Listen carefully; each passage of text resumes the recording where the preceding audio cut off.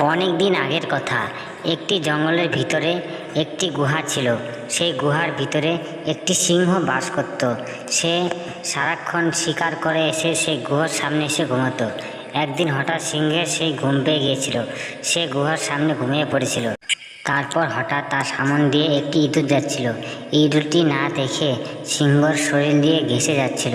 সিংহটি তার জন্য তার ঘুম ভেঙে গিয়েছিল। ঘুম ভেঙে ওঠার পর বলছে যে কে রে, তার এত বড় সাহস যে আমার শরীরে স্পর্শ করে যাচ্ছে, আমার ঘুম ভাঙিয়ে দিল। তখন ইঁদুর বলল, ক্ষমা করবেন মহারাজ, আমি না দেখে আপনার শরীরে স্পর্শ করেছি, এই জন্য ঘুম ভেঙে গিয়েছে, ক্ষমা করে দিন। সিংহ বলল, ক্ষমা আমি কাউকেই করব না।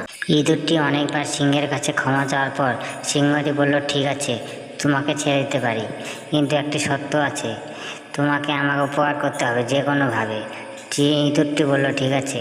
তারপর ইঁদুরটি সেখান থেকে চলে গেল। সিংহ একদিন বনের মধ্যে বের হলো তার সন্ধানে খাবারের। তারপর সেখানে ঘুরতে ঘুরতে সে একটি শিকারের জালে সে ফেসে গেল।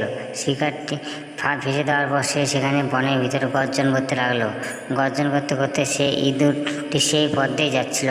সিংহটির গর্জন শুনে সে সিংহের কাছে এসে দেখলো তাকে জাল দিয়ে ঘিরে ফেলেছে। তারপর ইঁদুরটি সিংহকে বলল, এ কী অবস্থা। তারপর ইঁদুরটি সিংহটির জাল কেটে দিল, কেটে দিয়ে তাকে উদ্ধার করলো। তারপর দুজনে সে বনের মধ্যে রয়ে গেল এবং তারা দুজনে ভালো বন্ধু হয়ে গেল। বন্ধুরা, গল্পটি থেকে তোমরা কী শিখলে?